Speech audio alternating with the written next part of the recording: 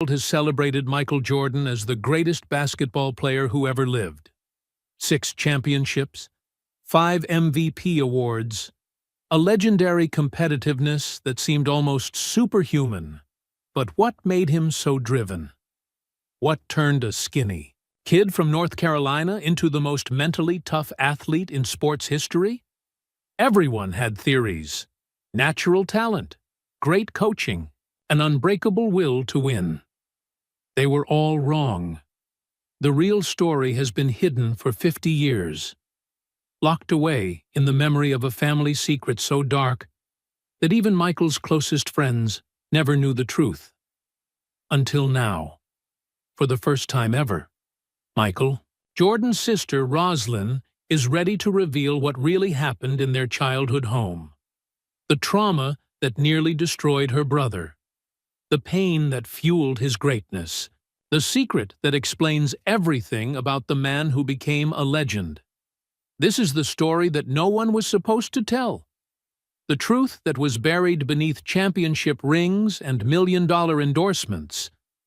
The truth about Uncle Raymond. Everyone thinks they know my brother's story, Roslyn Jordan Smith says, her hands trembling as she holds an old photograph. But they don't know the real truth. They don't know about the nights he cried himself to sleep. They don't know about the secret that almost destroyed our family. The photo shows 12-year-old Michael standing next to a man whose face has been scratched out with a black pen. A man who was supposed to protect him. A man who nearly broke him instead. This is the never-before-heard story of how Michael Jordan's greatest strength was born from his deepest pain. How a scared little boy learned to transform suffering into power. How the most famous athlete in the world was forged in the darkest moments of his childhood. It's a story about survival, about healing, about finding the courage to turn your worst nightmare into your greatest triumph. It's the real story behind the legend. The rain hit Roslyn Jordan Smith's window like tiny pebbles. She sat in her favorite chair, a blue one that used to be her mother's. The house was quiet. Too quiet. At 61, Roslyn had seen a lot of life. She worked as a nurse for 35 years. She helped sick people feel better. She held hands with scared children in the hospital.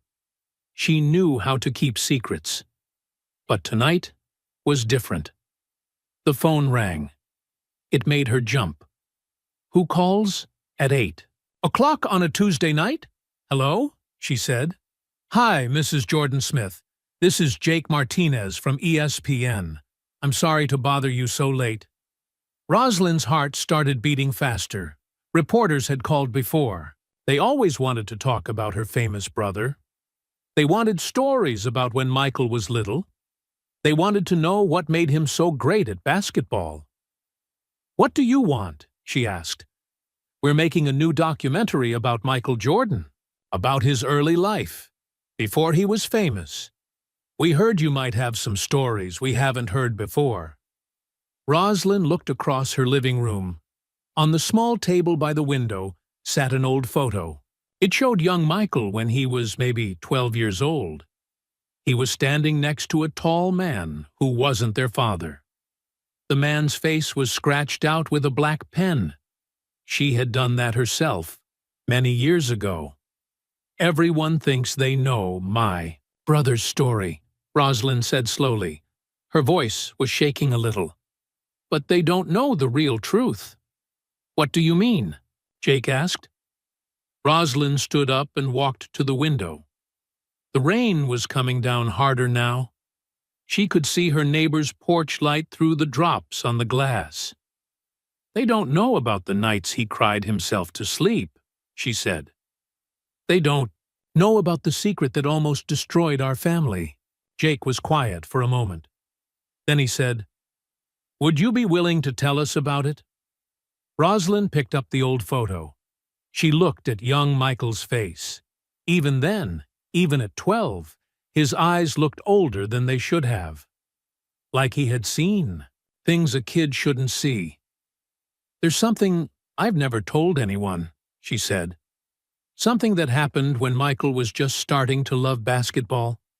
Something that made him who he became, but almost broke him first. What happened? Jake asked softly. Rosalind sat back down in her mother's blue chair. She closed her eyes and remembered. She remembered a time when Michael was small and scared. A time before he was strong. A time before he was famous. A time when he needed help, but didn't know how to ask for it. It was about a man, she said. A man who was supposed to take care of us. A man who was supposed to protect Michael. But he didn't. The phone was quiet. Even Jake seemed to know this was important. My brother became the greatest basketball player who ever lived, Rosalind continued. People think it was because he was born special. They think it was because he was naturally tough. But that's not the whole truth. She opened her eyes and looked at the photo again. The scratched-out face stared back at her. Michael became great because he had to survive something terrible first. He became tough because someone hurt him when he was just a little boy. Someone who was supposed to love him. Who? Jake asked. Rosalind felt tears in her eyes. She had kept this secret for almost 50 years. 50 years of watching her brother become famous. 50 years of people calling him the greatest. 50 years of knowing the real reason why. Our uncle, she whispered. Uncle Raymond. She put the photo down and picked up her phone. Her fingers shook as she found Michael's number. Mrs. Jordan Smith? Jake said. Are you still there? I have to make another call, Rosalind said. I have to call my brother. It's time people knew the truth about Uncle Raymond. She hung up on Jake. Then she stared at Michael's number on her phone. What would she say? How do you tell your brother that you're ready to share the secret that shaped his entire life? The rain kept falling. The house was quiet again, but everything had changed. For 50 years, Rosalind had watched her brother carry a weight that no child should ever have to carry. She watched him turn pain into power. She watched him become a legend. But legends are just people, and people deserve to have their stories told. All of their stories, even the hard parts, especially the hard parts. Rosalind pressed Michael's number. The phone started ringing. Michael? She said when he answered. It's me. We need to talk. Rosalind, what's wrong? Michael's voice sounded worried through the phone. Even at 61, he could still hear when his sister was upset. I just got a call from ESPN, Rosalind said. She was still holding the old photo. They want to do a documentary about your early life. Michael was quiet for a moment. And? Michael, I think it's time we told the truth. About Uncle Raymond. About what really happened when we were kids. The phone went silent. Rosalind could hear Michael breathing, but he didn't say anything for a long time. We promised we'd never talk about that, he finally said. His voice was different now. Harder. I know. But people should understand. They should know why you became who you are. Ross, I can't. Not now. Not ever. Rosalind felt her heart break a little. Her brother was still protecting that scared little boy inside him. Okay, she said softly. I understand. But if you ever change your mind... I won't, Michael said. Then his voice got softer too. But thank you for asking first. After they hung up, Rosalind sat back in her chair. She looked at the photo again and remembered when it all started. When their family was different. When Michael was different. It was 1975. She was 12 years old, and Michael was only 9. They lived in Brooklyn, New York, then. Their apartment was small and crowded, but it was home. Their father, James Jordan Sr., worked hard every day. Their mother, Dolores, did too. They had 5 children to feed. Larry, Dolores, they called her Sis, Roslyn, Michael, and baby James Jr. Life in Brooklyn was tough. The neighborhood wasn't safe. Kids had to be careful walking to school. James and Dolores worried about their children all the time. "We need to get out of here," Roslyn remembered her father saying one night. "These kids need a better place to grow up." That's when James got the phone call that changed everything. A man from General Electric called. They had a job for him in North Carolina. Good pay, safe neighborhood, a chance for a better life. "We're moving to Wilmington," James told the family one Sunday morning. "Pack your things. We leave next month." Michael was excited. He was tired of being scared all the time. He was tired of the older kids picking on him because he was small. He was tired of the sirens and the shouting outside their window at night. "Will there be basketball courts in North Carolina?" he asked his father. James smiled. "Plenty of them, son." The drive from Brooklyn to Wilmington took 8 hours. All 5 kids were packed into the back of their old station wagon. Michael sat by the window and watched the city disappear behind them. When they finally reached Wilmington, everything looked different. The trees were bigger. The air smelled cleaner. The houses had yards with grass. Their new home was on Gordon Road. It was a small brick house, but it had 3 bedrooms. For the first time, the boys didn't have to share a room with the girls. "This is going to be our fresh start," Dolores told them as they carried boxes inside. James started work at General Electric right away. The job was good, but the hours were long. Dolores found work at a bank downtown. She liked helping people with their money, but she had to work late sometimes too. Michael started 4th grade at a new school. The other kids talked differently than kids in Brooklyn. They said "y'all" instead of "you guys." They walked slower. They seemed nicer. But Michael was still the small kid with big ears. He still got picked on. He still felt different. Larry, who was 2 years older, made friends quickly. He was good at sports and confident. The other kids liked him right away. Michael wasn't like Larry. He was shy. He was careful. He watched before he spoke. He listened before he acted. At home, things were good, but busy. James worked long days. Dolores often stayed late at the bank. The older kids helped take care of the younger ones. That's when Uncle Raymond started coming around. Raymond Jordan was James's younger brother. He was 28 years old, but he seemed younger somehow. He was tall and skinny with a big smile. He wore nice clothes and drove a red car that he was always washing.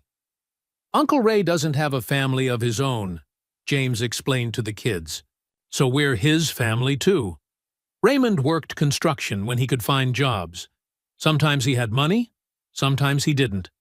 But he always had time for the Jordan kids. He would show up on Saturday mornings with donuts from the bakery. He would take them to the park. He would tell them funny stories about when their father was little. The kids loved Uncle Raymond. He was like the fun parent they never had. James and Dolores were always working or worrying about money. But Uncle Ray just wanted to play. "Who wants to go get ice cream?" he would say. All 5 kids would jump up and down. Michael especially loved Uncle Raymond. For the first time in his life, someone was paying special attention to him. Not to Larry, who was good at everything. Not to the girls, who were older and smarter. To him. "You're going to be something special, Mickey," Uncle Raymond would say.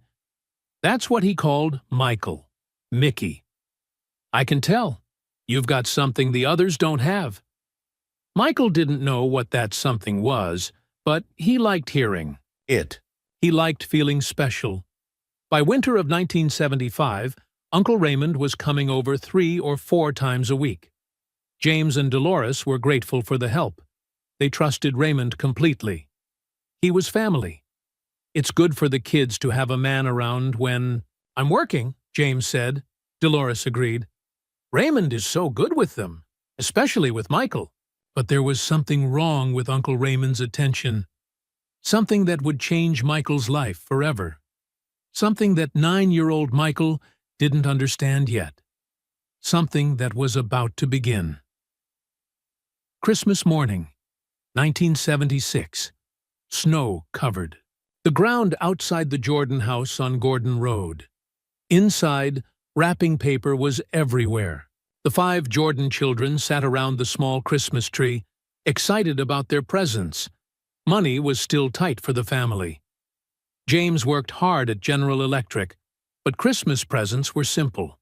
A new pair of socks, a book, a small toy from the drugstore. Michael had opened his gifts.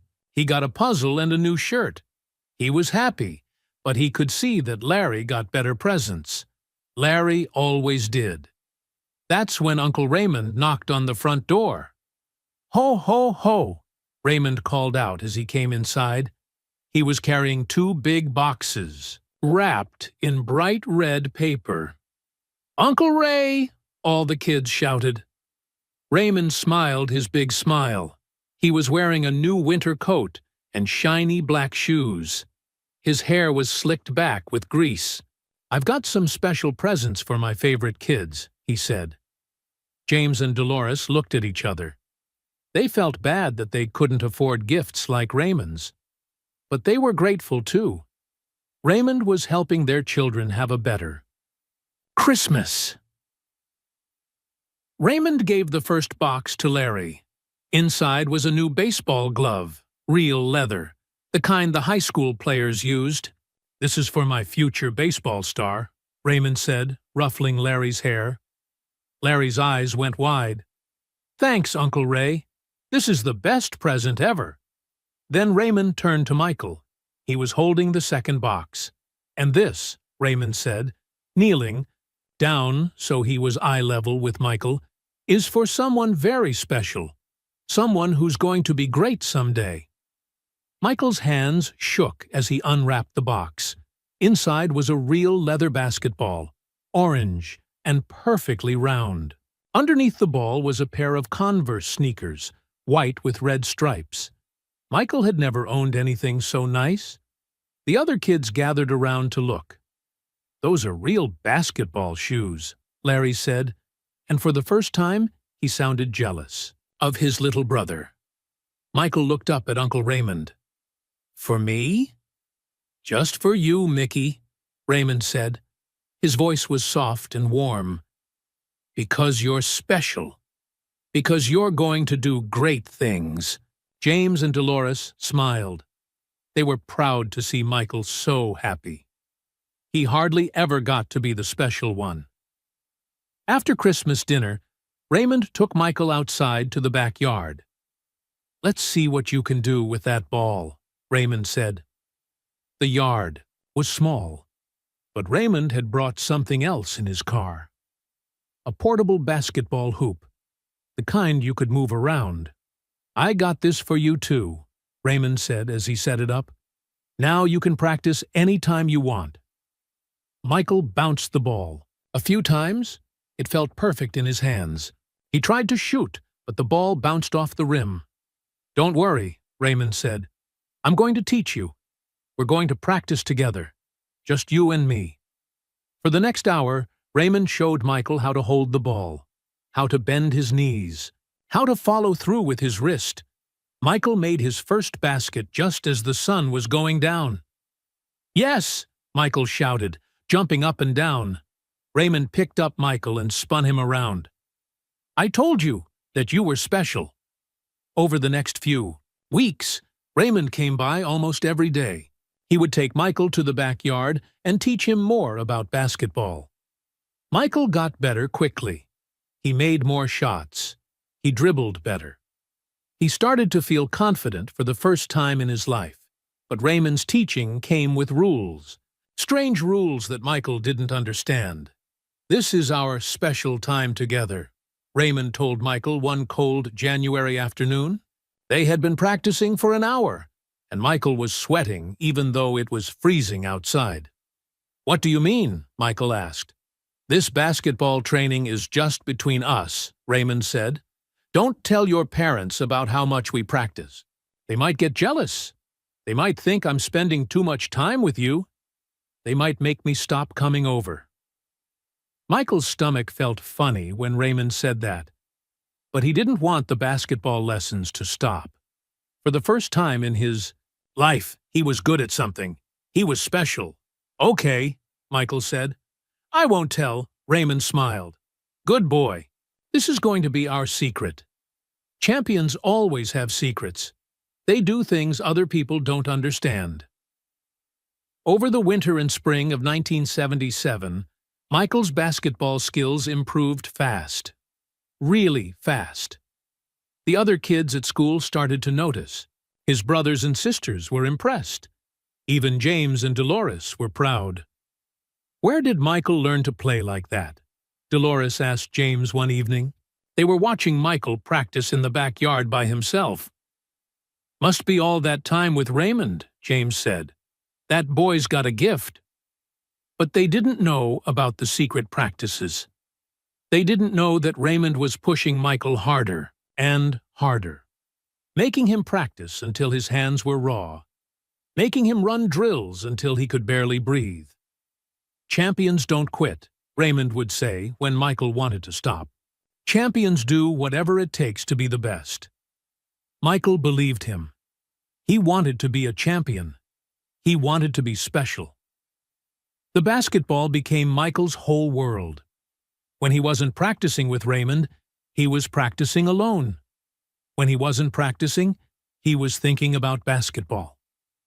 When he went to bed at night, he dreamed about making shots. But the practices with Raymond were getting longer and stranger. "We need more time together," Raymond told Michael in late spring. "Champions need extra training. Training that other people wouldn't understand." "What kind of training?" Michael asked. Raymond's smile looked different now. "Special training. Training that happens when everyone else is asleep. Training that's just between you and me." Michael felt that funny feeling in his stomach again. But he trusted Uncle Raymond. Raymond was the only person who thought he was special. "Okay," Michael said. That night, after everyone else was asleep, Raymond came to Michael's room for their first special training session. Michael had no idea that this was the beginning of something that would hurt him, something that would scare him, something that would change who he was forever. But it was also the beginning of something else, something that would make him fight harder than any other kid, something that would make him never want to feel weak again, something that would make him into Michael Jordan. The first night Raymond came to Michael's room, Michael was already asleep. He woke up when he heard his bedroom door open slowly. "Mickey," Raymond whispered. "Time for our special practice." Michael rubbed his eyes. The house was dark and quiet. Everyone else was sleeping. "What kind of practice?" Michael asked. Raymond sat on the edge of Michael's bed. In the dim light from the hallway, his face looked different, not as friendly as usual. "Mental training," Raymond said. "The kind that makes champions. The kind that separates great players from regular players." Michael didn't understand, but he trusted Uncle Raymond. Raymond was the only adult who thought he was special. Over the next few months, these nighttime visits became regular. Raymond would come to Michael's room 2 or 3 times a week. He would talk to Michael about being strong, about not being weak like other kids. "This is just between us," Raymond would always say. "If you tell anyone, they won't understand. They'll think you're weird. They'll make fun of you." Michael didn't like the way these sessions made him feel. Confused, scared, wrong somehow. But Raymond convinced him this was normal. All the great athletes had to learn to trust their coaches completely, Raymond told him. This is just part of becoming a champion. Michael Jordan is going to be a name that everyone knows someday. Michael wanted that to be true. He wanted to be famous. He wanted people to respect him instead of picking on him. But the visits made him feel sick inside. He started having trouble sleeping. He would lie awake worrying about when Raymond might come back. During the day, Michael threw himself into basketball even harder. The outdoor court became his safe place. When he was shooting baskets, he could forget about everything else. He would practice for hours by himself. Shooting, dribbling, running. The ball became his best friend. The only thing that made sense. His family noticed that Michael was changing. He wasn't as talkative as before. He didn't joke around with his brothers and sisters as much. Michael's getting serious about basketball, James told Dolores one evening. That's good. He needs something to focus on. But Rosalind noticed other changes. Michael was having bad dreams. She could hear him in his room at night, sometimes crying softly. Are you okay? She asked him one morning at breakfast. Michael looked at her with tired eyes. I'm fine, he said. But his voice sounded different, older somehow. At school, Michael started getting into fights. Little things would make him angry. If someone bumped into him in the hallway, he would push back hard. If someone made fun of his clothes, he would want to fight. Michael's becoming aggressive, his teacher told Dolores during a parent conference. He seems angry about something. Dolores was worried. Is he being bullied? I don't think so, the teacher said.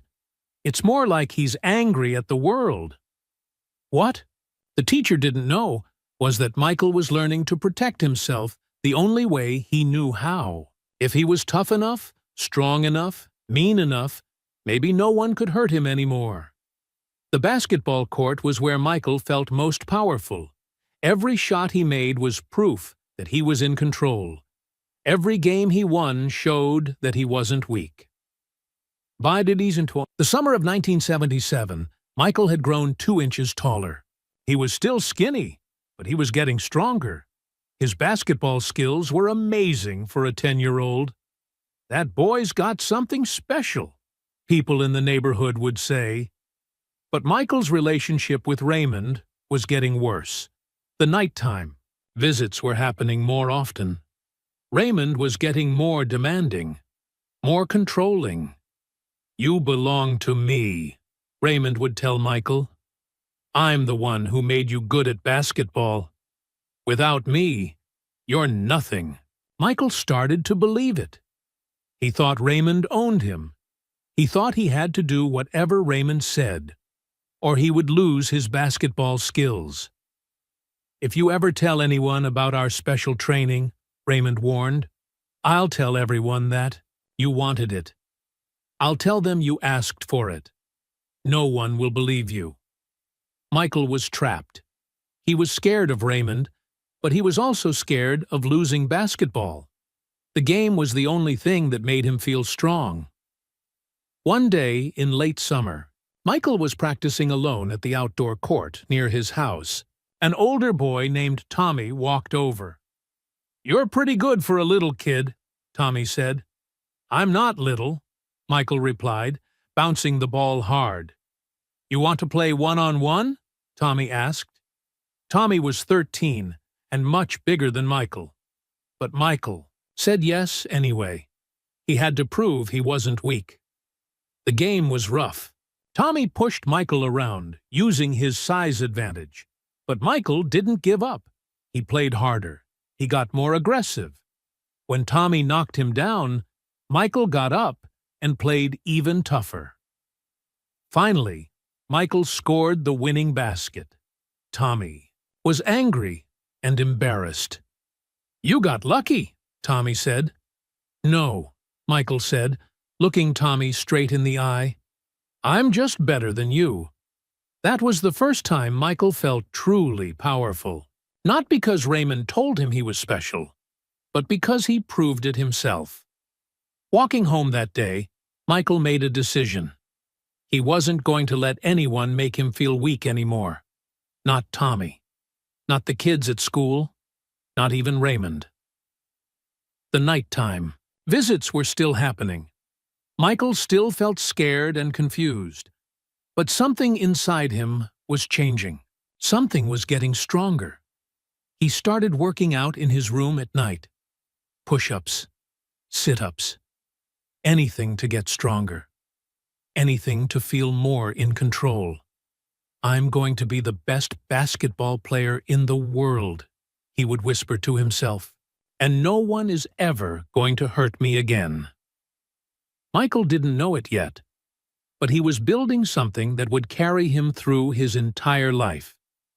An iron will, a refusal to quit, a need to win that was stronger than his fear.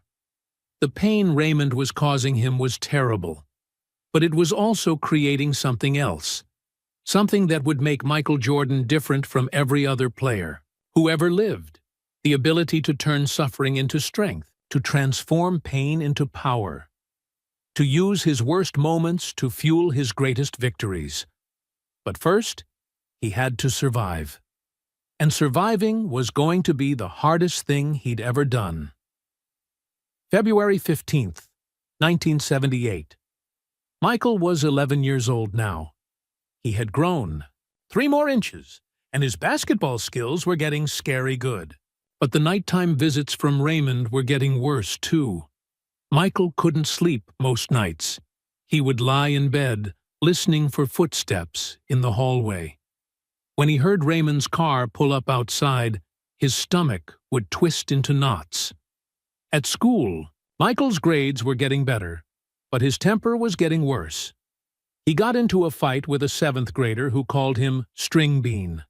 Michael was smaller, but he fought like he was fighting for his life. "Michael Jordan," the principal said after the fight, "what's gotten into you?" Michael couldn't answer. How could he explain that he felt angry all the time? That he felt like he had to prove he wasn't weak? That fighting was the only way he knew how to feel strong? At home, things were getting tense. James was working extra hours at General Electric. Dolores was staying late at the bank more often. Money was still tight, and both parents were stressed.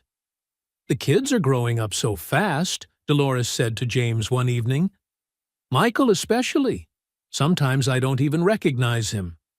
"He's just becoming a young man," James replied. "Boys go through changes at this age." But Rosalind knew something was really wrong with her brother. She could see it in his eyes. They looked old and sad, like he was carrying something too heavy for a kid his age. One Tuesday night, Michael decided he couldn't take it anymore. The secret visits, the confusion, the feeling of being trapped. He was going to tell his parents everything. Michael got out of bed and walked to his bedroom door. He could hear the TV on downstairs. His parents were still awake. He took a deep breath and walked down the stairs. But when he got to the living room, he froze. Raymond was there. He was sitting on the couch next to James, drinking a beer and laughing about something. They looked happy. Like old times. "Michael," James called out when he saw his son. "Come say hi to Uncle Raymond." Michael's mouth went dry. How could he tell his father that the man sitting next to him, his own brother, was hurting him? What if they didn't believe him? What if it broke the family apart? "Hi, Uncle Ray," Michael said quietly. Raymond looked at him with that smile that used to seem friendly, but now made Michael feel sick. "There's my favorite basketball player," Raymond said. "You getting ready for bed, Mickey?" Michael nodded. He turned around and went back upstairs without saying another word. In his room, Michael sat on his bed and cried. Not the loud crying of a little kid, but the quiet, desperate crying of someone who feels completely alone. That's when he made a different decision, a decision that would change everything. He wasn't going to tell his parents. He wasn't going to ask for help. He was going to save himself. Michael wiped his eyes and got down on the floor. He started doing push-ups. 1, 2, 3. He kept going until his arms hurt.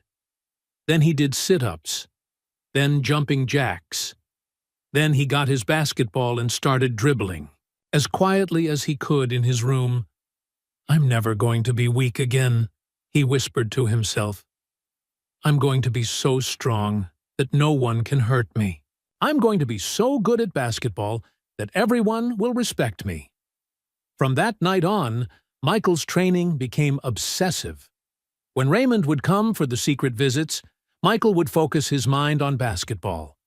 He would think about making shots, about winning games, about being the best. Someday, he would tell himself during the worst moments, "I'm going to be famous. I'm going to be so successful that none of this will matter." Michael started sneaking out of the house at night after Raymond left. He would go to the outdoor court at DC Virgo Middle School and practice by streetlight. He would shoot baskets in the dark, working on his form over and over.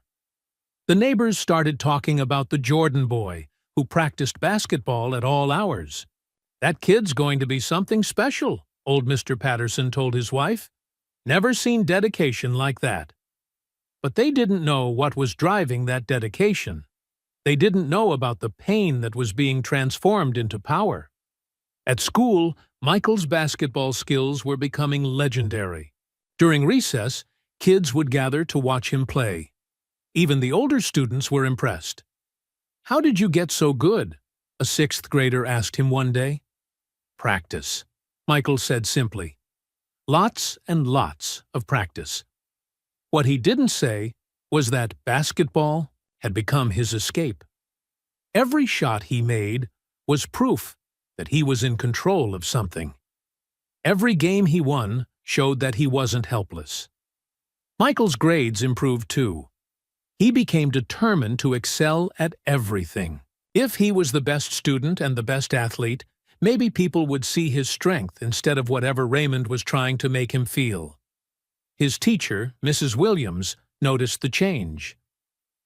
"Michael's become one of my hardest-working students," she told Dolores during another parent conference.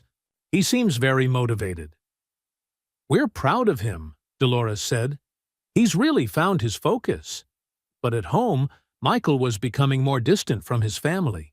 He spent most of his time in his room or outside practicing. He didn't joke around with his siblings anymore.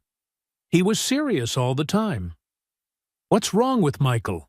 his little brother James Jr. asked Roslyn one day. "He doesn't want to play with me anymore." Roslyn didn't know what to say. She could see that Michael was hurting, but she didn't understand why. One night in March, Raymond made a mistake. He got careless. He came to Michael's room when Roslyn was still awake. She heard whispers coming from Michael's room and got up to investigate. She crept down the hallway and peeked through the crack in Michael's door. What she saw made her stomach turn. Raymond was sitting on Michael's bed, talking to him in a low voice. Michael looked scared and uncomfortable.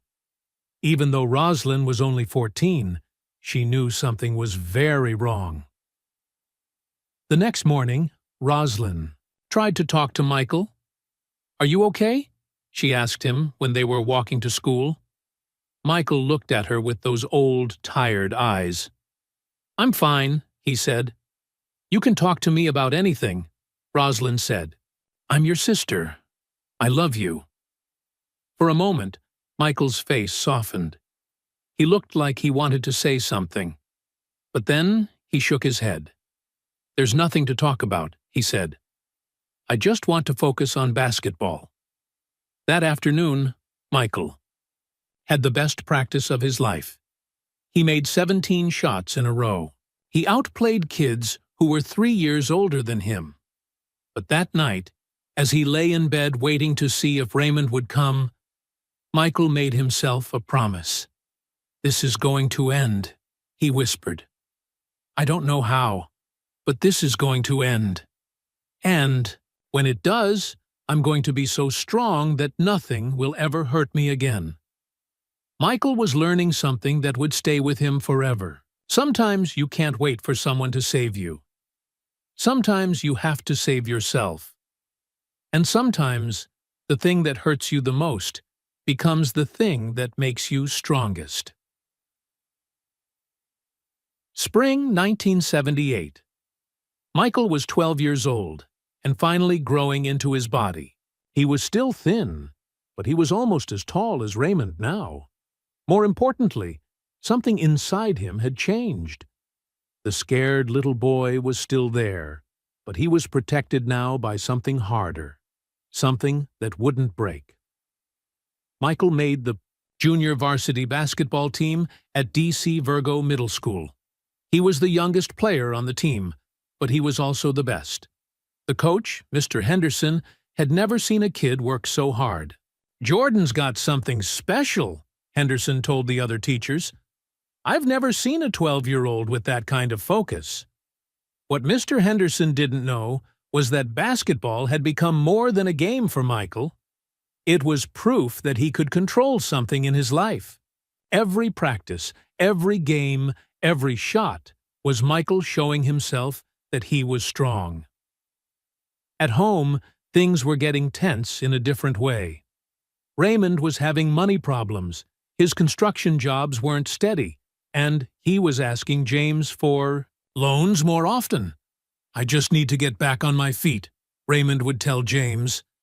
"Family helps family, right?" James always said yes.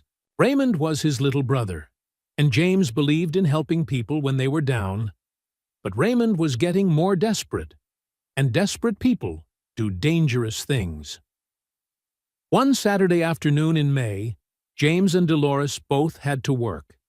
James was pulling overtime at General Electric, and Dolores had to go to the bank for a special meeting. Larry was at a friend's house. The younger kids were at their grandmother's. Only Michael and Roslyn were home. That's when Raymond showed up. Michael was in his room, reading a book about basketball fundamentals. He heard Raymond's car pull up outside, and his stomach immediately tightened. "Hey, kids!" Raymond called out as he came through the front door. "Where is everybody?" "Mom and Dad are working," Roslyn called back from the kitchen where she was making a sandwich. Michael stayed in his room, hoping Raymond would just visit with Roslyn and leave. But that's not what happened. "Where's my favorite basketball star?" Raymond said, walking down the hallway toward Michael's room. Michael could smell alcohol on Raymond's breath when he opened the door. Raymond had been drinking, which made everything worse. "I think it's time we had another one of our special practice sessions," Raymond said, sitting down on Michael's bed. But this wasn't the scared 10-year-old from 2 years ago. Michael had grown taller. He had gotten stronger from all his training. Most importantly, he had found something inside himself that wouldn't back down anymore. "No," Michael said simply. His voice was calm but firm. "I'm done with that." Raymond's face changed. The fake friendly smile disappeared. "What did you say?" "To me?" Raymond asked, standing up. "I said no," Michael repeated. "I don't want to do that anymore." "I'm not going to do that anymore." Raymond grabbed Michael's arm, trying to pull him closer. "You don't get to say no to me, boy. I made you. Without me, you're nothing." That's when something snapped inside Michael. All the anger he had been holding, all the nights of fear, all the confusion and shame, it all came out at once. Michael pulled his arm away from Raymond with a strength that surprised both of them. "Don't touch me," Michael said, his voice getting louder. The commotion brought Roslyn running down the hallway. "What's going on?" she demanded, standing in the doorway. Rosalind looked at Michael's face and saw something that scared her. Her little brother looked furious and desperate at the same time. Then she looked at Raymond, and suddenly everything made sense. The way he always wanted to be alone with Michael. The way Michael had changed over the past few years. The nightmares, the anger, the sadness. "Get away from my brother!" Rosalind screamed. Raymond turned toward her, annoyed that his plans were being interrupted. "This is none of your business, little girl," he said. That's when Michael made his move. All those hours of working out, all that basketball training, all that anger. He used it all. Michael pushed Raymond as hard as he could. Raymond, who wasn't expecting it, and wasn't steady on his feet because of the drinking, stumbled backward. He tripped over Michael's desk chair and fell down hard, hitting his head on the corner of the wooden desk. Raymond lay on the floor for a moment, stunned. Blood trickled from a small cut on his forehead. Michael stood over him, breathing hard. For the first time in years, he felt completely in control. "If you ever touch me again," Michael said, his voice cold and steady, "if you ever come near me or my family again, I will tell everyone what you did. Everyone will know what kind of person you really are." Raymond looked up at this 12-year-old boy and saw something that genuinely scared him. This wasn't the helpless child he had been manipulating. This was someone who had found his strength. Someone who wouldn't be a victim anymore. "You can't prove anything," Raymond said, struggling to get up. "Maybe not," Michael replied. "But I don't have to prove it. I just have to tell people. And once I start talking, other people might start talking too. People notice things, Uncle Raymond. People remember things." Rosalind was standing in the doorway, her eyes wide. She didn't understand everything that was happening, but she knew her brother was fighting for something important. Raymond got to his feet slowly. He looked at Michael, then at Rosalind, then back at Michael. "This isn't over," he said. "Yes, it is," Michael replied. "It's over right now. And if you're smart, you'll never come back here." Raymond walked to the door, holding his head where he had hit it. At the doorway, he turned around one more time. "You think you're tough now?" he said to Michael. "You think you're some kind of hero?" Michael looked him straight in the eye. "I think I'm strong enough to protect myself, and I think you're weak enough to pick on children. That makes you pathetic." Those words hit Raymond harder than the push had. He left the house without saying another word. Michael and Rosalind stood in the bedroom, both breathing hard. "Michael," Rosalind said softly, "what was he doing to you?" Michael looked at his sister.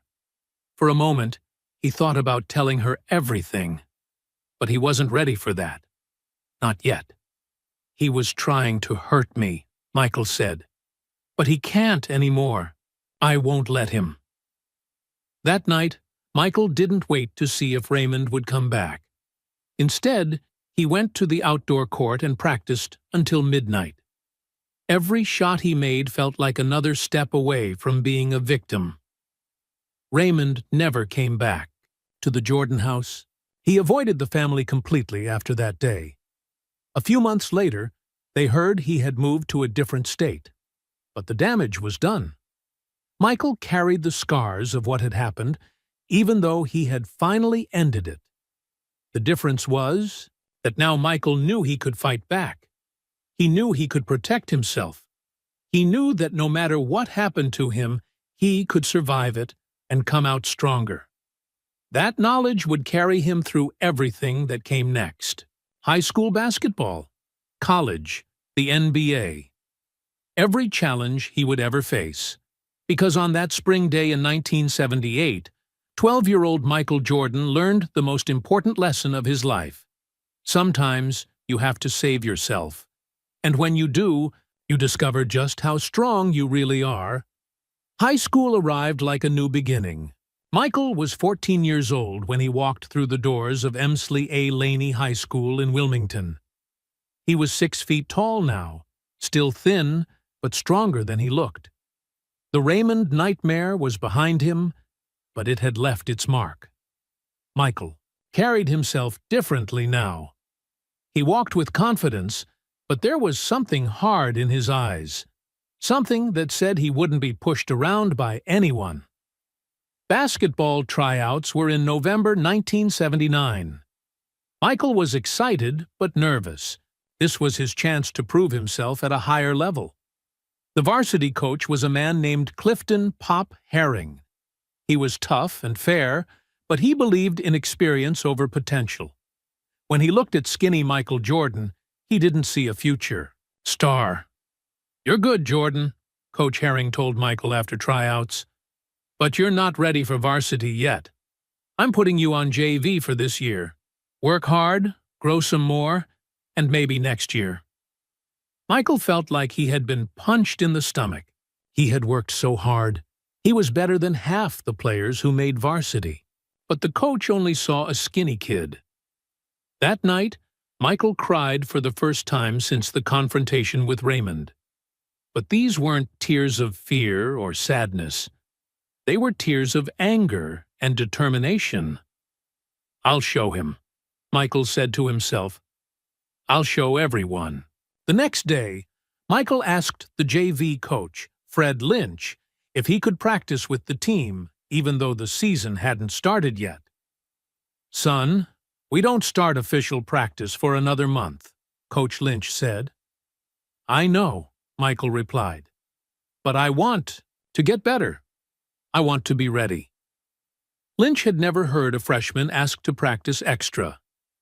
"All right, Jordan, if you want to work, I'll put you to work." From that day forward, Michael's training became legendary at Laney High School. He would be the first player in the gym every morning at 6 a.m. He would stay after school to shoot baskets until the janitor had to lock up. Michael practiced like his life depended on it. Coach Lynch remembered years later. "I've never seen anything like it." He would run drill after drill until his shoes were worn through. But Rosalind knew why Michael was so driven. She watched her brother transform his pain into power. Every shot he made was proof that he was in control. Every game he won showed that he was strong. He was different from other kids, Rosalind would remember. He couldn't just play for fun. Everything had to mean something.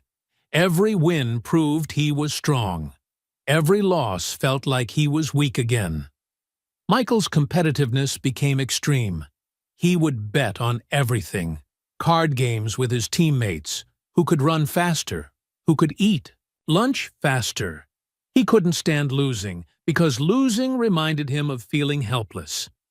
During his sophomore year, Michael finally made the varsity team. He was still coming off the bench, but he was learning from the older players. More importantly, he was learning how to use his anger in a positive way. His parents noticed the change too. James and Dolores were proud of Michael's dedication, but sometimes they worried he was pushing himself too hard. "That boy is always practicing," Dolores said to James one evening. "Even when he's supposed to be relaxing, he's thinking about basketball." "At least he's staying out of trouble," James replied. "Better to work too hard than not hard enough." What they didn't understand was that basketball wasn't just a hobby for Michael.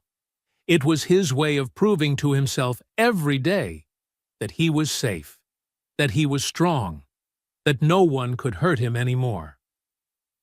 By his junior year, Michael was the star of the Laney team. He averaged 25 points per game and led the team to the state playoffs. College scouts started coming to watch him play, but success didn't heal the wounds Raymond had left. Michael still had trouble trusting people completely. He was friendly with his teammates, but he kept them at a distance. He dated girls, but he never let them get too close. Michael was popular, remembered his teammate Buzz Peterson, who would later be his roommate at UNC. But you always felt like there was a wall there, like he was protecting something. The wall was protecting the scared 12-year-old who still lived inside Michael's heart. The boy who had learned that adults could hurt you. The boy who had decided that the only person he could really trust was himself. During his senior year, the college letters started pouring in. Duke University wanted him. University of Maryland wanted him. But the letter that mattered most came from the University of North Carolina and Coach Dean Smith. Smith was known as one of the greatest coaches in college basketball. He was also known for being like a father to his players. But that's exactly what worried Michael. When Coach Smith came to visit the Jordan family, he sat in their living room and talked about taking care of Michael, about being there for him, about treating him like family. Michael listened politely, but inside he was thinking, I don't need another father figure. I can take care of myself. Still, UNC had the best basketball program, and Chapel Hill was far enough from Wilmington that Michael could start fresh. He could be someone new. I want to go to North Carolina, Michael told his parents. James and Dolores were thrilled. UNC was a great school with a great basketball program. It was also close enough that they could watch Michael play, but Michael had a different reason for choosing UNC. He wanted to prove that he could succeed at the highest level. He wanted to show everyone, including himself, that the scared little boy was gone forever. The night before he left for college, Michael sat in his room looking at his old basketball, the one Raymond had given him for Christmas so many years ago. He had kept it all this time, not because it reminded him of Raymond, but because it reminded him of the moment he fell in love with basketball. You saved me, he said to the ball. When everything else was falling apart, you were there. Basketball had been his escape when Raymond was hurting him. It had been his weapon when he fought back. It had been his proof that he was strong. Now it was going to be his ticket to greatness. Michael packed the ball in his suitcase. He was taking it to North Carolina with him, not as a reminder of the past, but as a symbol of his future. The next morning, as James loaded Michael's bags into the car for the drive to Chapel Hill, Rosalind pulled her brother aside. I'm proud of you, she said. You've come so far from that scared little boy. Michael looked at his sister. She didn't know the whole story, but she knew enough. She had been there during the worst times. She had seen him fight his way back to strength. I'm not that little boy anymore, Michael said. I'm never going to be weak again. As they drove away from Wilmington, Michael looked back at the house on Gordon Road one last time. So much had happened there. Pain and fear, but also growth and strength. He was leaving as Michael Jordan, future college basketball player. But he was also carrying with him the lessons he had learned in that house. The lesson that you have to save yourself. The lesson that strength comes from surviving your worst moments. The lesson that sometimes the thing that hurts you most becomes the thing that makes you strongest. At UNC, Michael would learn to channel that strength into greatness. But the foundation had already been built in Wilmington, North Carolina, by a 12-year-old boy who refused to stay broken. University of North Carolina, August 1981. Michael was 18 years old as he walked onto the campus in Chapel Hill. Everything was new and exciting. Red brick buildings covered with ivy. Students everywhere carrying books and talking about classes. Basketball hoops on outdoor courts where he could practice any time he wanted. For the first time in years, Michael felt like he could breathe freely. He was 200 miles from Wilmington, 200 miles from the house on Gordon Road, 200 miles from the memories that still haunted his dreams, His roommate was a friendly kid from Asheville named Buzz Peterson. Buzz was also a basketball player, a point guard who had been recruited by Coach Dean Smith. "You must be Michael Jordan," Buzz said when Michael walked into their dorm room. "I heard you're pretty good at basketball." "I'm all right," Michael said with a small smile. He was still careful about trusting new people, but Buzz seemed genuine. Coach Dean Smith was everything people said he was: calm, smart, and caring.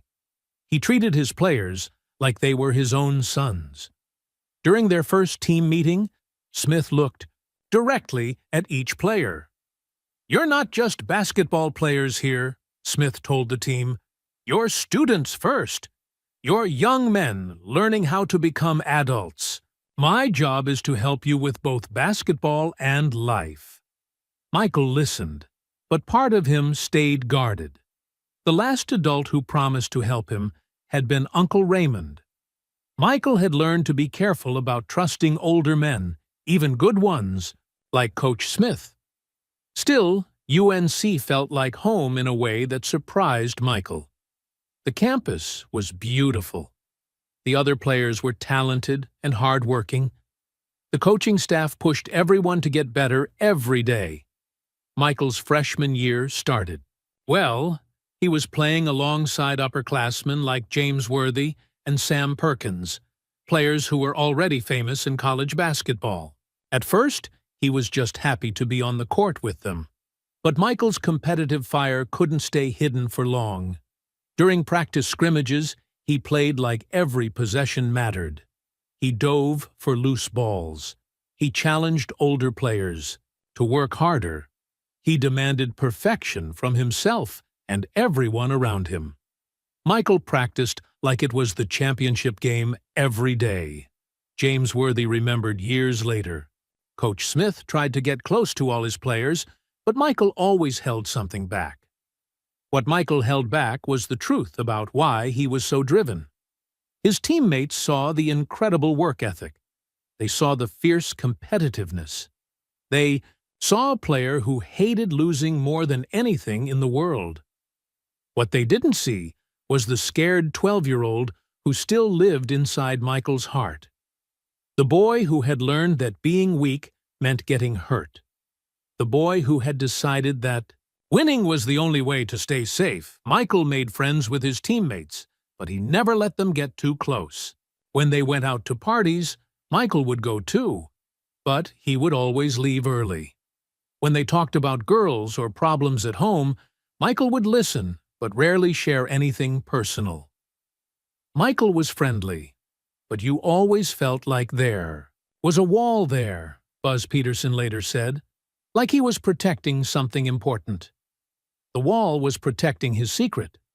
The truth about Uncle Raymond. The truth about why he couldn't sleep some nights. The truth about why losing a basketball game felt like the end of the world. Basketball wasn't just a game for Michael. It was proof every day that he was strong. Every shot he made showed that he was in control. Every win proved that he couldn't be beaten. During practice, Coach Smith noticed Michael's intensity was different from other players. Smith had coached hundreds of young men, and he could usually read them pretty well. But Michael was harder to figure out. "Son, you don't have to prove yourself every single day," Smith told Michael after a particularly intense practice. "You're already on the team. You're already good enough." But Michael couldn't explain that proving himself every day wasn't about basketball. It was about survival. It was about making sure he never felt helpless again. "I just want to be the best I can be, Coach," Michael said. Smith nodded, but he could see there was more to it. He had worked with tough kids before. Kids from poor families. Kids who had seen violence. Kids who used basketball to escape their problems. Michael seemed different, though. He came from a good family. His parents were hard-working, loving people. His grades were good. He didn't get into fights or cause trouble. But there was something in Michael's eyes that reminded Smith of players who had been through real trauma. A hardness that didn't match his age. A need to win that went beyond normal competitiveness. The season progressed, and Michael's role on the team grew bigger. By January, he was starting some games. By February, he was one of the team's most important players. Then came March Madness, the NCAA tournament. The biggest stage in college basketball, UNC, made it all the way to the championship game against Georgetown University. The Hoyas had a dominant center named Patrick Ewing and a tough defense that had been shutting down teams all season. The game was played in the New Orleans Superdome on March 29, 1982. Thousands of fans filled the arena. Millions more watched on television. Michael was nervous before the game, but it was a different kind of nervousness than he used to feel as a child. This wasn't fear of being hurt or helpless. This was excitement about competing at the highest level. The game was close and physical. Georgetown's defense was as good as advertised. With 32 seconds left, UNC was losing 62-61. Coach Smith called a timeout and drew up a play. The ball was supposed to go to James Worthy, the team's best player. But when the play broke down, the ball ended up in Michael's hands. He was standing 16 feet from the basket on the left side of the court.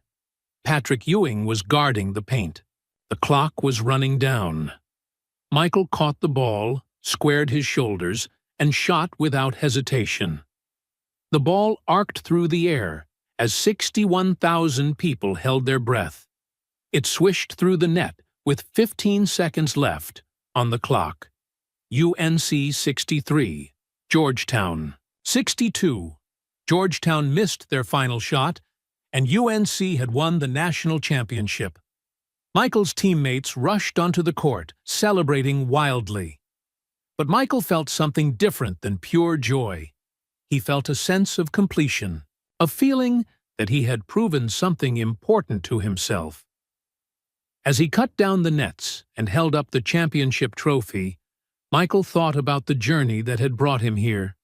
The scared little boy in Wilmington seemed like a different person now. That night, Michael called home to share the victory with his family. "We're so proud of you," Dolores said through happy tears. "You did it, son," James added. "You're a champion." When Rosalind got on the phone, she was quiet for a moment. "How does it feel?" she asked. Michael knew she wasn't just asking about winning the championship. She was asking about everything, about how far he had come, about the strength he had found inside himself. "It feels like I'm finally free," Michael said.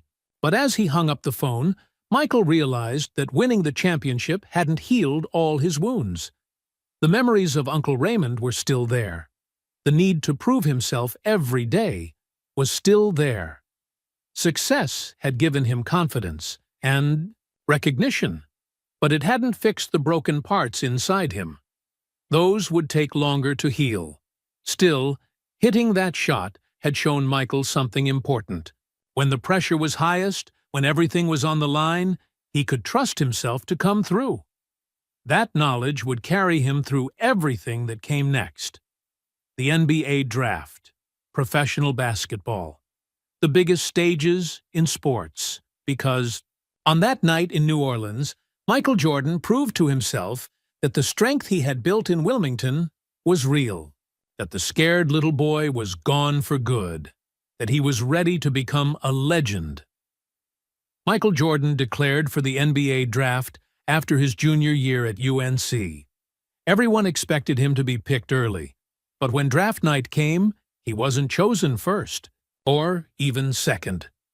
The Houston Rockets picked Hakeem Olajuwon first.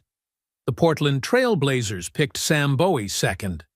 The Chicago Bulls selected Michael third.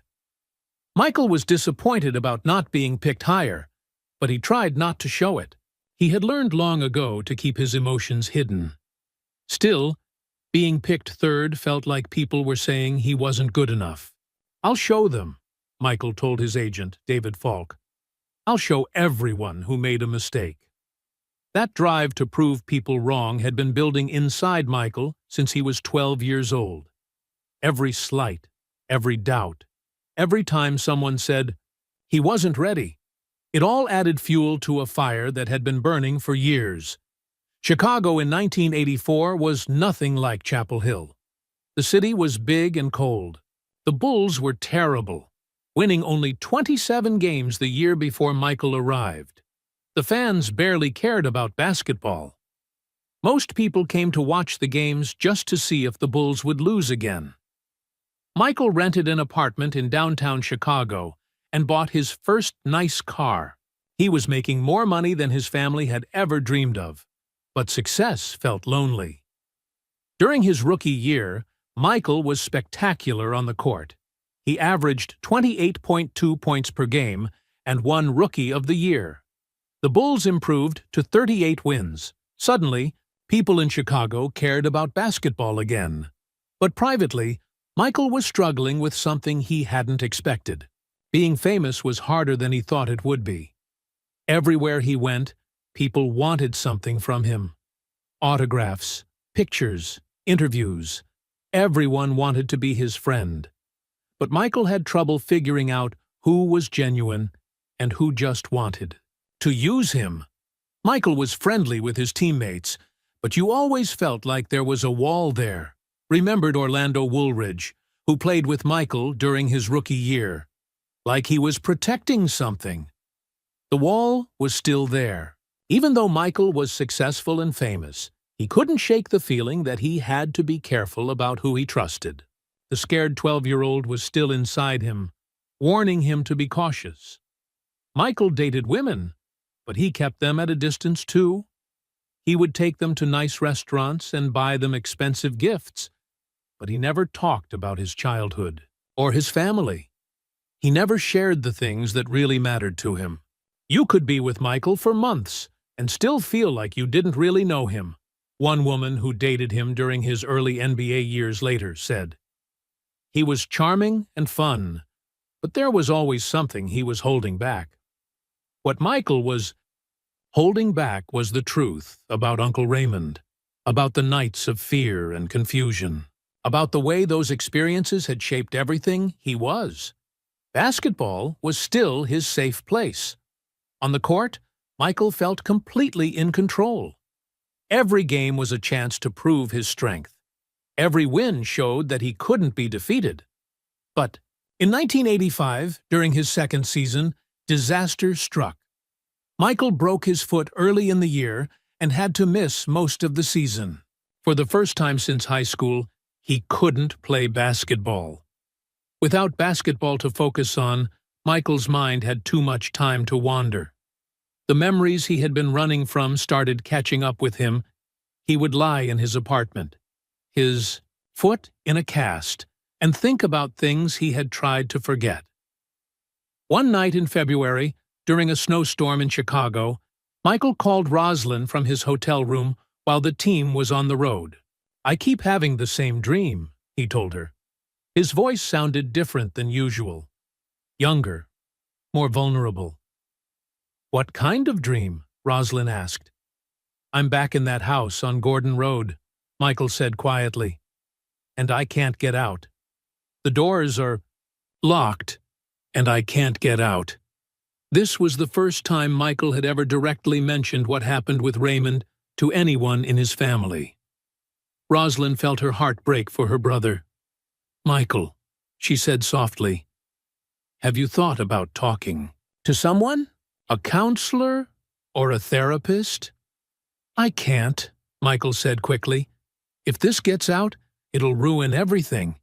Everyone will see me differently. They'll think I'm weak." "You're not weak," Rosalind said. "You're the strongest person I know." "I don't feel strong," Michael admitted. "I feel like that scared little boy sometimes, and I hate feeling that way." Rosalind wanted to help, but she didn't know how. Michael had always handled things by himself. He had always been the one to find his own solutions. "You don't have to handle everything alone," she told him. "Yes, I do," Michael said. "That's the only way I know how to survive." When Michael's foot healed and he returned to basketball, he played with even more intensity than before. The injury had reminded him how much he needed the game, how much he needed to feel in control. The 1986 playoffs arrived, and the Bulls faced the Boston Celtics in the first round. The Celtics were the best team in basketball, led by Larry Bird, one of the greatest players ever. Most people expected Chicago to lose quickly, but Michael had other plans. In Game 2 of the series, Michael scored 63 points, still a playoff record today. He was unstoppable. He made shots from everywhere on the court. He drove to the basket like his life depended on it. After the game, Larry Bird said something that would become famous. "I think it's just God disguised as Michael Jordan." But Michael's incredible performance wasn't about basketball talent alone. It was about all the anger and pain he had been carrying for years. Every shot was him proving that he couldn't be stopped. Every point was him showing that he was stronger than his worst memories. The Bulls still lost the series to Boston, but Michael's performance made everyone notice. He wasn't just a good player, he was something special. Still, losing the series hurt Michael deeply. Losing always reminded him of feeling helpless. Even though he had played amazingly, his team had failed. That summer, Michael trained harder than ever. He lifted weights until his muscles screamed. He ran until he could barely breathe. He shot baskets until his hands were bleeding. "Success isn't enough," he told himself. "I have to be perfect. I have to win everything." Michael didn't realize it yet, but he was using his pain as fuel in a way that would make him the greatest player who ever lived. Every memory of feeling weak made him work harder. Every reminder of being helpless made him more determined to win. The scared 12-year-old who had confronted Uncle Raymond was still inside him. But now that boy's strength was being channeled into something extraordinary.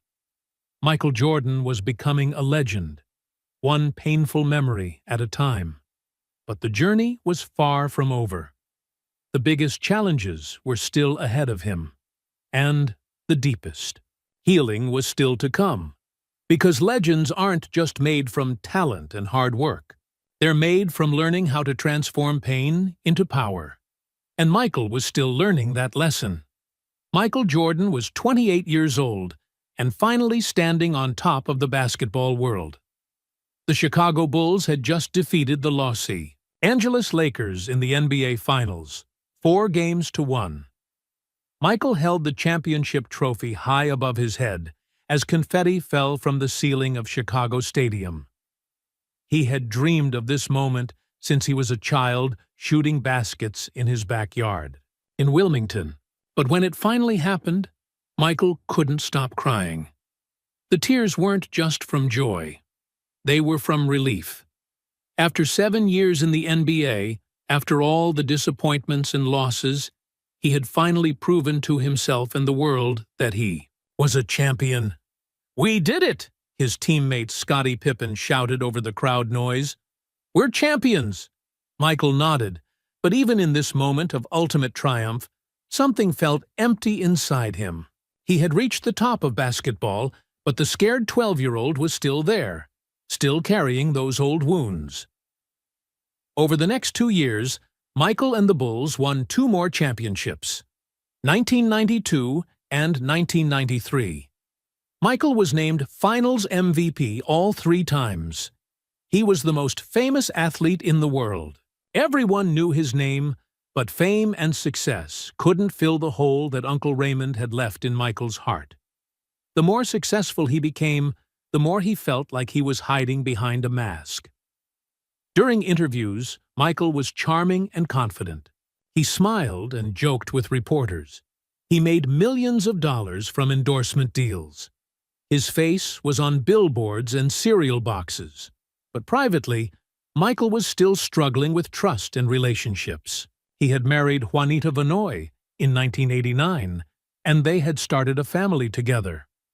But even with his wife, Michael found it hard to talk about his deepest feelings. "Sometimes I feel like I don't really know who I am," Michael told Juanita one night, after winning his third championship.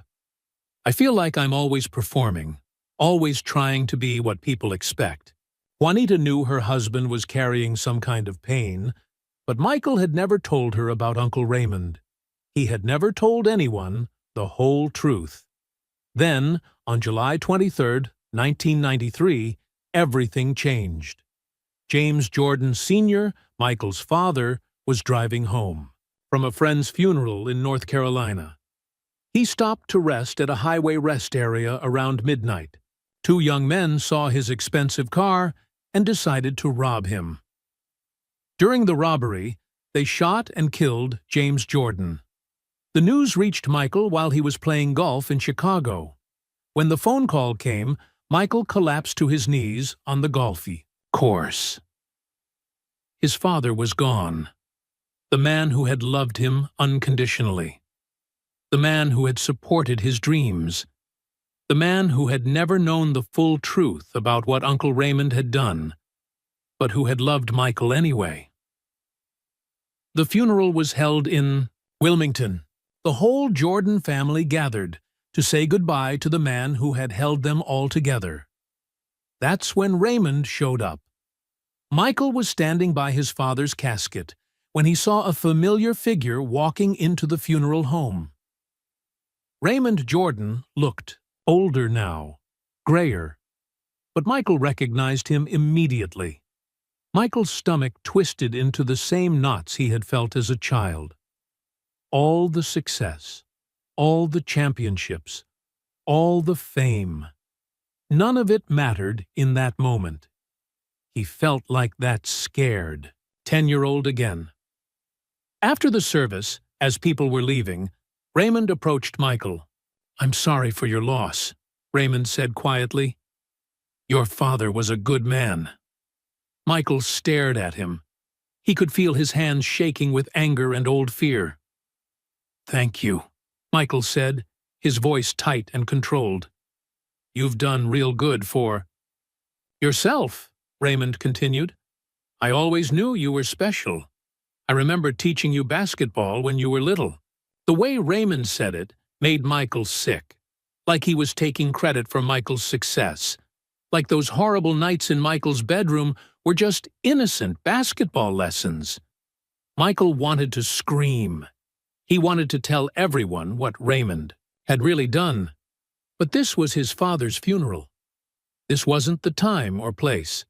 "Don't you ever come near my family again," Michael whispered, so quietly that only Raymond could hear. Raymond's face changed.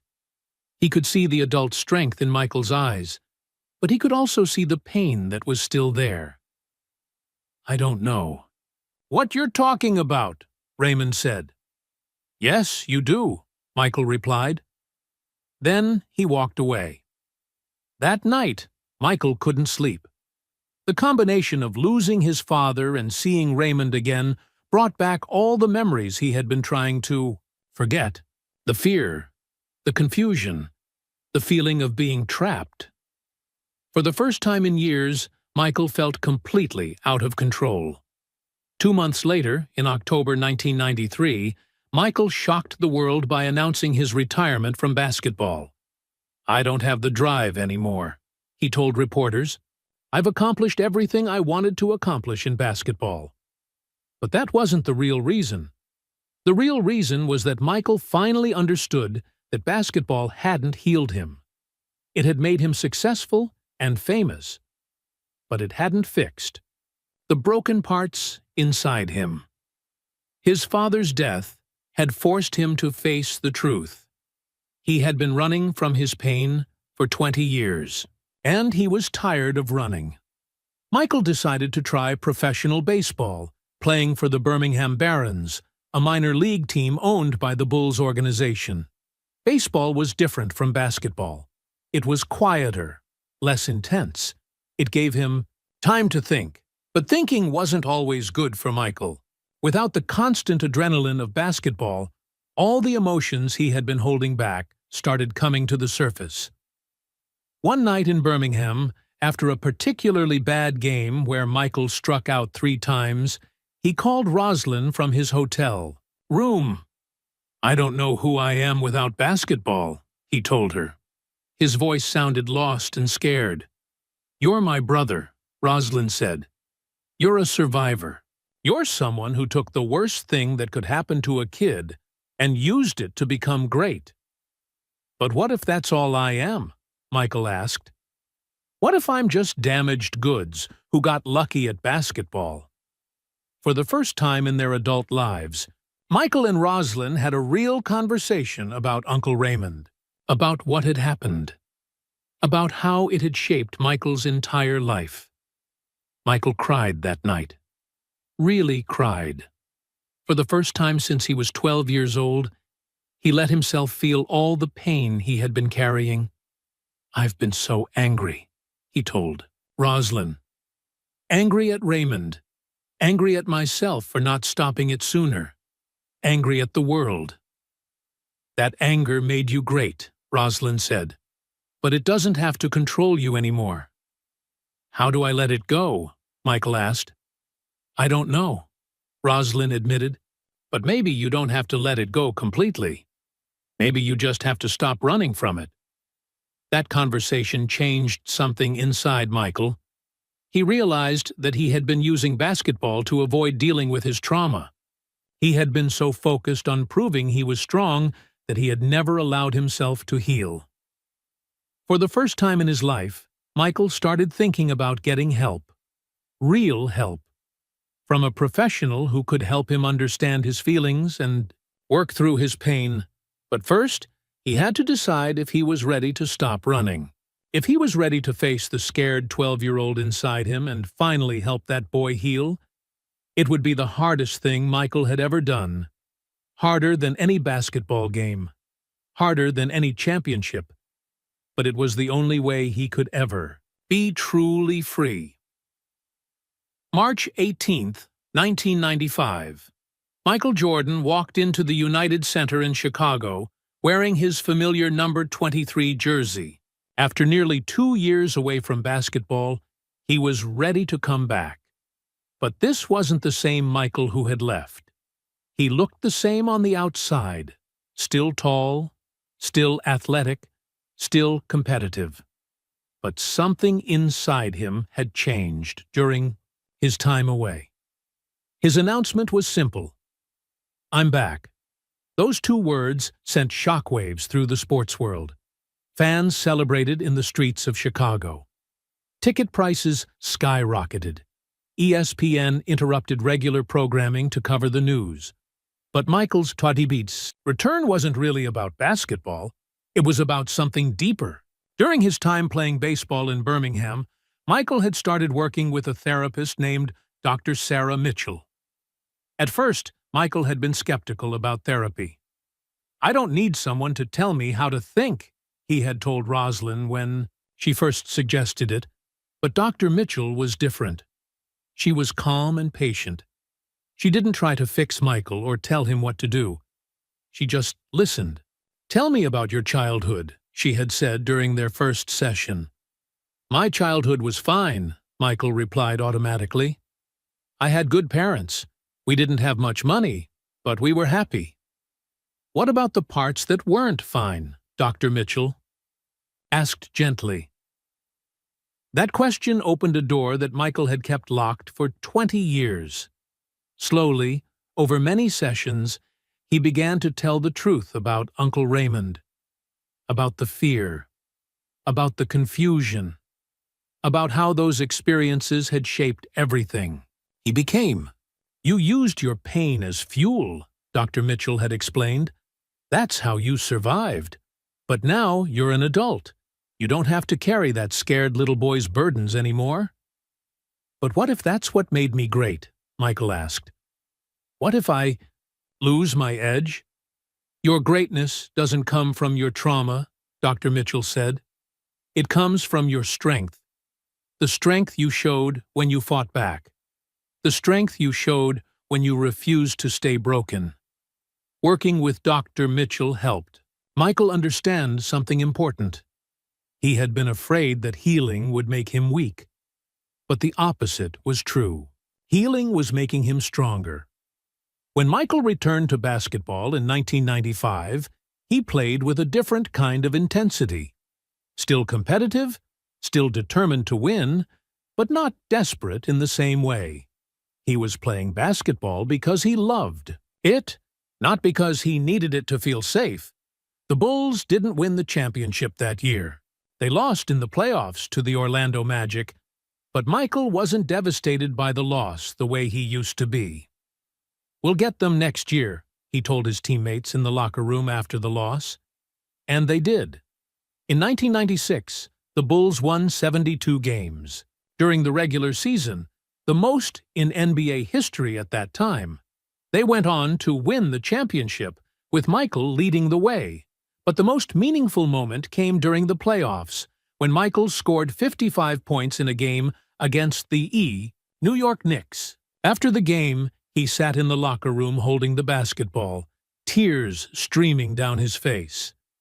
"This one's for my father," he said to the reporters, "and for everyone who helped me get here." He was thinking about Dr. Mitchell, about Roslyn, about all the people who had helped him face his truth and start healing. The Bulls won 2 more championships in 1997 and 1998. Michael was named Finals MVP all 3 times. But these championships felt different from the first 3. They came from joy instead of desperation. During the 1998 Finals, something happened that would have broken the old Michael. He came down with flu-like symptoms before Game 5 against the Utah Jazz. He was weak, dehydrated, and could barely stand. 30-year-old Michael would have played through the illness because he was terrified of appearing weak. But this Michael played because his team needed him, and he wanted to help them win. He scored 38 points in that game, leading the Bulls to victory. After the game, Scottie Pippen had to help Michael walk off the court. "That's the greatest performance I have ever seen," Pippen said later. "Not just because of the points, but because of the heart it took." But Michael knew the truth. The real victory wasn't the basketball game. It was that he had learned the difference between being weak and being vulnerable. Being sick didn't make him weak. Asking for help didn't make him weak. What made him strong was his willingness to face his fears and keep going anyway. During the 1998 season, something else significant happened. Raymond Jordan died of a heart attack in North Carolina. Michael learned about it between Games 5 and 6 of the Finals. His first reaction was relief. The man who had hurt him was gone forever. But then he felt something unexpected. Sadness. Not sadness for Raymond, but sadness for the child he had been. Sadness for all the years he had spent running from something that couldn't hurt him anymore. Michael didn't attend Raymond's funeral, but that night he called Dr. Mitchell. "I thought I would feel happy," he told her, "but I just feel empty." "That's normal," Dr. Mitchell said. "Healing isn't about revenge or justice. It's about freeing yourself from the past." "I think I'm finally free," Michael said. After the Bulls won their 6th championship, Michael retired again. This time, it felt like a choice instead of an escape. He had proven everything he needed to prove to himself. But Michael wasn't done with basketball completely. In 2001, at age 38, he made another comeback with the Washington Wizards. This time, he wasn't trying to prove he was strong or escape from pain. He was playing because he still loved the game. He wasn't the same dominant player he had been with the Bulls. His body was older, his reflexes slower. but he played with pure joy for the first time since he was a child. During his time with the Wizards, Michael started working with at-risk youth in Washington, D.C. He would visit community centers and talk to kids who were facing their own struggles. One day, a 12-year-old boy asked him a question that stopped Michael in his tracks. "Mr. Jordan, how did you learn to be so mentally tough?" Michael looked at this young boy and saw himself at that age. Scared, confused, looking for someone to trust. "Sometimes bad things happen to good people," Michael said carefully. "But you don't have to let those things win. You can use them to make yourself stronger." "What if the bad things are really bad?" the boy asked. Michael knelt down so he was eye level with the child. "Then you find people who can help you. You talk about it. You don't carry it alone." "Did bad things happen to you?" the boy asked. Michael paused. For so many years, he had hidden his truth, but maybe it was time to start sharing it in the right way, to help others. "Yes," Michael said simply. "Bad things happened to me when I was your age, but I survived them. And so can you." That conversation planted a seed in Michael's mind. Maybe his story, the whole story, including the painful parts, could help other people. Maybe his truth could set more than just himself free. When Michael retired from basketball for the final time in 2003, he was a different person than the one who had first left in 1993. He was still competitive. He still hated losing. But he was no longer running from his past. He had learned the most important lesson of his life. Healing doesn't make you weak. It makes you whole. And being whole was better than being perfect. Present day. Rosalind Jordan Smith finished telling her story to Jake Martinez from ESPN, but she wasn't done yet. Her hands were still shaking as she set down the old photo of young Michael and Uncle Raymond. "That's why I called you back," she told Jake over the phone. "People need to know the real story, not just the basketball story. The human story." Jake was quiet for a long time. As a reporter, he had heard many difficult stories, but this one was different. This explained so much about Michael Jordan that the world had never understood. "Mrs. Jordan Smith," Jake finally said, "this is an incredible story. But we would need Michael's permission to tell it. We couldn't do this without him agreeing." "I know," Rosalind said. "That's why I'm going to ask him." The next week, Rosalind flew to Charlotte, North Carolina, where Michael lived and owned the Charlotte Hornets basketball team. She hadn't told him she was coming. She just showed up at his office. "Roz," Michael said when his secretary brought her in. He stood up from behind his large desk, surprised but happy to see his sister. "What are you doing here?" Rosalind looked at her brother. He was 61 years old now, his hair completely gray, but he still carried himself like the athlete he had been. More importantly, his eyes looked peaceful in a way they never had when he was younger. "I told a reporter about Uncle Raymond," she said simply. Michael's face changed. He sat back down in his chair slowly. "What did you tell them?" he asked. "Everything. I know," Rosalind said. "About what he did to you. About how it shaped who you became. About how your greatest strength came from your worst pain." Michael was quiet for a long time. He looked out the window of his office at the city of Charlotte. "Below, why now?" he asked finally. "Because there are kids out there going through the same thing," Rosalind said. "And they need to know that they can survive it. They need to know that they can be strong." Michael thought about the 12-year-old boy he had met at the community center years ago, the one who had asked about being mentally tough. He thought about all the children who might be suffering in silence, the way he had. "If I do this, Michael said slowly. Everything changes. People will see me differently. Maybe, Rosalind said, but maybe they'll see you as more human. Maybe they'll understand that your greatness came not from being perfect, but from refusing to stay broken. 3 days later, Michael Jordan agreed to sit down for the most important interview of his life. The ESPN cameras were set up in Michael's home office.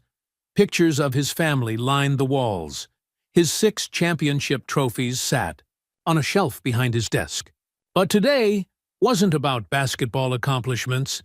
Jake Martinez sat across from Michael, knowing he was about to hear one of the most important sports stories ever told. People always ask me where my competitiveness came from, Michael began, his voice steady but emotional. They think it was just natural talent or good coaching, but the truth is, it came from a very dark place. For the next 2 hours, Michael told his story. The real story. About Uncle Raymond and the abuse that began when he was 10 years old. About the fear and confusion that shaped his childhood. About how basketball became his escape, and eventually, his salvation. I was angry for a very long time, Michael admitted, looking directly into the camera. Angry at Raymond for what he did. Angry at myself for not speaking up sooner. Angry at the world for letting it happen. He talked about how his famous competitiveness, the stories of him gambling, of him being ruthless with teammates, of him creating motivation where none existed, all came from his need to never feel powerless again. When people called me arrogant or mean, they weren't completely wrong, Michael said. But they didn't understand why. Every game, every practice, every competition was me proving to myself that I was in control, that I was strong, that no one could hurt me anymore. Michael explained that his retirements from basketball weren't really about losing love for the game. They were about him finally learning to face his trauma instead of running from it. My father's death forced me to stop running, he said, his voice breaking slightly. I realized I had been using basketball to avoid dealing with what happened to me. I had to learn that being vulnerable doesn't make you weak. It makes you human. Jake asked Michael about the therapy he had received during his baseball years. Dr. Mitchell saved my life, Michael said simply. She helped me understand that I wasn't defined by what happened to me. She taught me that healing was possible. Michael talked about the difference between his first 3 championships and his last 3. The first 3 came from desperation, he explained. I was trying to prove I wasn't weak. The last 3 came from joy. I was playing because I loved it, not because I needed it to feel safe.